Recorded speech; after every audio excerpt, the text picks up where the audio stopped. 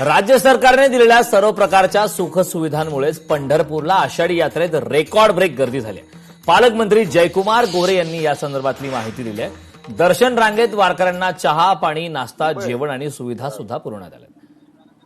जयकुमार गोरे यांनी कुठलाही फौजफाटा न घेता चालत दर्शन रांगेत उभे असलेल्या भाविकांशी संवाद साधला आणि समस्या जाणून घेतल्या।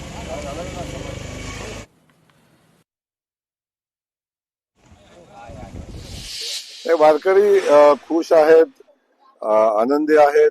आता वारीत चाललेले आहेत, आता दर्शनाला चालले आणि मला वाटतं त्यांना बाकी सगळ्या सोयी सुविधा तर मिळतील, मिळत राहतील, परंतु त्यांना खरी आस आहे विठुरायाच्या चरणाला हात लावण्याची, दर्शन घेण्याची। त्यासाठी 24 तास रांगेत उभे राहण्याची तयारी मानसिकता करून आलेले हे भक्त आहेत। त्यामुळे त्यांच्या चेहऱ्यावर विठुरायाच्या भक्तीची जी ओढ आहे ती दिसते।